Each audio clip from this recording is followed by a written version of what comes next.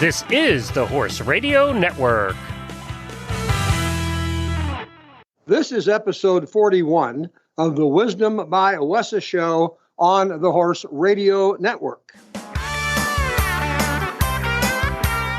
This is Mike Donnell. I'm Casey Wilbanks-Coletti. And this is Sophia Aguilar. Welcome to Wisdom by Wessa on the Horse Radio Network. This podcast is brought to you by the Western and English Sales Association, WESA, which provides the world's largest trade events for retailers, manufacturers, and sales representatives of the equestrian industry.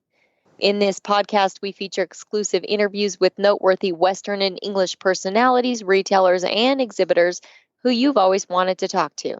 Don't miss out on all the news for manufacturers and retailers in the equine industry. Sophia is joining us today, as always, and as we together are navigating a new normal, temporary normal anyways, in consideration of the worldwide pandemic that we were all dealing with. Sophia is joining us to tell us a little bit about what WESA is doing to help its members during this time. Well, yeah, so I think the most important thing for WESA to do as a member-run association is just to keep everyone up to date and just to keep in touch. We're offering everyone to retweet or reshare the posts about manufacturing times or store hours, as those may have changed now through all of this, just to sort of help redirect business to possible online shops or other ordering methods they have in place. And they can just tag as Wessa Trade Show or use the hashtag Wessa Trade Show. And what about the DMC visit? Yeah, so the DMC Western Market didn't take place last week, which also meant that our video shoot and our different interviews that we had planned didn't take place either. Everything's moved now to the beginning of June, and we're hoping that that's actually going to take place. As an office, ourselves, we're all just working from home, but together with the president, we just want to ensure everyone the business will be performed as usual. But the DMC visit is not taking place right now. And WESA has also now allowed different membership types. Can members still change their membership types? Yes, so with moving to the DMC, we wanted to offer different membership options just to make the relocation itself a little bit easier for our exhibitors. So now everyone that has had a membership before can either hold it as an individual or change it to a company, affiliate, or associate membership. And we send a packet to all of our current members along with some DMC information, which explains every detail about these membership types and also includes a quick form which they can fill out to change their membership if they wish to do so. And of course, in light of the current times, we do accept everyone to scan them, fill them out, or fax them to us, as we can't get to the office right now. And the deadline for the membership forms is going to be tomorrow, March 31st, but Kristen may also take them throughout the week. And is there information for the buyers? Yes, we have also put together a packet for retailers offering free marketing help or just any useful information on Wessa itself and also on the DMC and just so much more. So I really think this packet is going to be really helpful for people and also to start getting used to the DMC. And this time right now might just be a good time to get familiar with Wessa services and also the DMC. And that packet will be mailed this week as well. It's certainly a great time for all of us to maybe focus, regroup. So I think you're completely right, Sophia. And as always, thank you so much for your information. And on to Mike to introduce our really great guest for today. Debbie Earls' grandparents, James and Beulah Cox, moved to Hamilton, Ohio in 1946, where James bought and sold horses and cattle, which led to buying and selling used work harnesses. In 1963, he opened James Cox Saddlery with his sons Charles and Dell. They had a full line of English and Western tack. In the 1980s, when his granddaughter, Debbie Cox Earls, continued in the family footsteps in the family business, she added a full line of English and Western clothing, boots, helmets, and jewelry and gift lines, or as they say, everything for the horse and rider except the horse. The store also does tack and leather repair and custom work. And Debbie says good customer service is what makes the store successful. That customer service belief is evident today as her store adjusts to the coronavirus concerns her customers may have. We welcome Debbie to our show. Debbie, thanks so much for taking the time, especially at a busy time for you in figuring out your business direction, to talk with us on Wisdom by Wessa. Thank you. You're welcome. Now, your store actually was started by your grandfather, and I think you said your uncle in 63. Let's chat about before the current situation. And we also know that that store's been through some other situations. But let's talk about normal times, and then we'll talk about current times. So give us a bit of a rundown from 63 through the current time, your addition to the management and the change in the merchandise, and especially the customer service that we chatted about before, and your involvement in a lot of the youth organizations. Okay. Like you said, our business was started in 1963 by my grandpa, my dad, and my uncle. The store that we're in is on our family farm, and my grandpa built this building to be a cattle trading barn. My dad got him interested in the tack, and it started in the office, and then it just took over. So I joined, started working here in 1981 full-time. I was part-time before that while I was in school, and added a lot of like clothing and jewelry, added a lot more boots. We've always had a lot of tack. We've gotten more into English tack since then, and along with our Western tack. And I would say probably the 80s were really strong, and the 90s. And then it just seems like as the internet has kind of become more prevalent, it has hurt the brick and mortar stores. We do have an online store, which has helped. I'm trying to continue to build that up. And I do a lot on Facebook and Instagram, do daily posts on both of those, which has helped. So that's about where we're at right now. That's how you go to market, but talk a bit about how you put a customer service element to your store and serve your customers. And we're talking normal times. We'll talk about current times in a moment, but customer service, I know you believe in strongly. It's not just carrying lines of product, it's doing a lot of other things to put those products in the customer's hands. Mm-hmm. We do a lot of special ordering. We don't charge anything extra to do that. We do some repair work.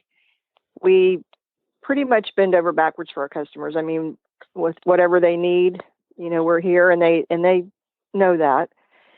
And then as far as our community goes, we're involved in a lot of the 4-H.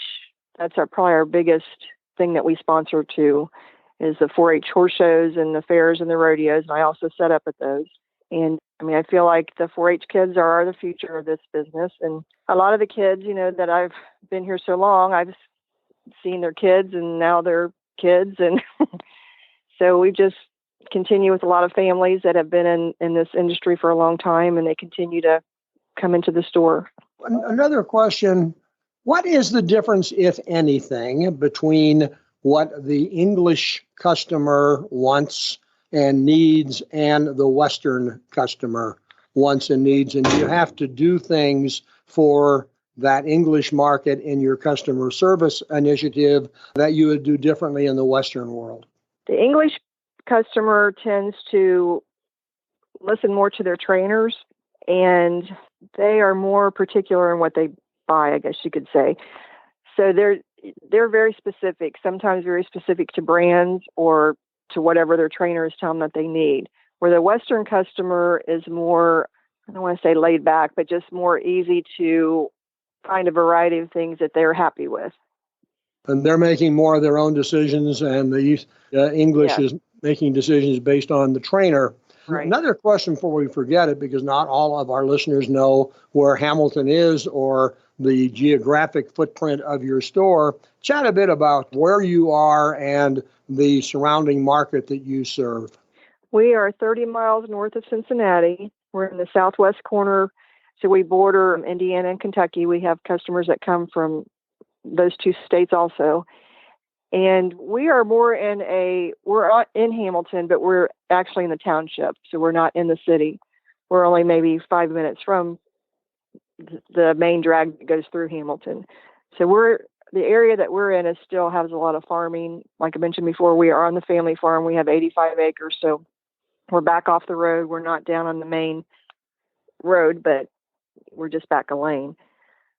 So we are in more of a a rural type area. Casey actually buys more things that you carry or the type you carry than I do. Casey, chime in here and talk a bit about that.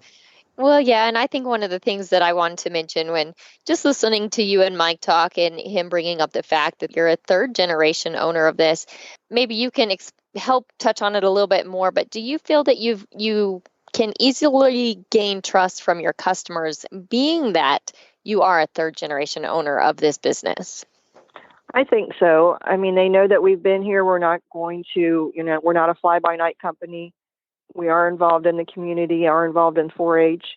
And I think that they just know that our family name, we've been around so long that a lot of people, all they have to say is, have you been to Cox's? And they're, they know where they're talking about.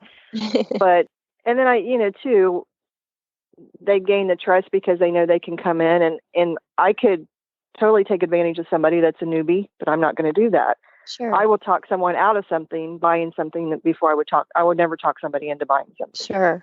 So if they don't need it, I'll tell them that, and I think they appreciate that. Sure. Because, you can take advantage of people when they're Sure. first starting out, and I'm not going to do that. And I think that's a really great virtue within our Western industry that I think that we makes us feel comfortable and obviously would have repeat business. I'm just reading on your website in the About section, and it's talking about how your grandfather thought that what good business was in 1963 still holds true today. True. And that's providing great service, competitive prices, and quality made merchandise. There's something you guys kind of talked about it a little bit, social media, you brought it up, but that's something that comes to me, marketing. Obviously, trends have changed through the years since 1963, and now the use of social media is obviously very prevalent. And I did go to your Facebook page, and you very actively use that. So talk a little bit about your initiative in using social media for your marketing. Well, I just think that we have to have a presence, an online presence, more so not just the website, and having a Facebook page, which I don't do anything personal on it, but having it for the store, it does bring more people in. It helps to sell merchandise. And I post twice a day. At 11 o'clock, I post a product, and at 7 o'clock, I post some type of information. And I've had a lot of people tell me, they enjoy reading the articles, or they'll call about an item, or they'll private message me. And so it has helped. It's like having another job, but it has helped to bring people in and to stimulate business. And there was something else that we wanted to talk about, and Sophia wanted to make sure that we talked about this, and that was you engaging with WISA's survey, asking if they'll plan to attend the WISA trade show at DMC, and also what you're expecting from the move, because you voted yes for attending in 2021. So yes. We plan on being there. I have to say I'm going to miss Denver. It was a lot of fun. I think we went about 6 different times and really enjoyed it. But I do want to go see what Dallas is like and at least try it the first time and just go from there. Sure. Well, Mike, do you have anything else you'd like to? Yeah, let's move to the present, because your peers who listen to this show around the country, your peers in California and Washington and Ohio and maybe soon to be other states are facing something that has never been faced before, though, with the length of time you've been in business. You've been through 9/11, you've been through 2008. Having a major economic threat on the horizon isn't something that's brand new, but I shared with our team, even before we knew about your stay-at-home edict, the services that you were offering that really fit into the coronavirus situation. If you'd run through those a bit, what you were willing to do and what you were doing, and then we'll kind of move into a little different area of this and then let you go back. Well, we are offering curbside pickup if they're not comfortable coming in. If they do come in, everything gets sanitized, things that, the counters and the doorknobs and the pens and whatever.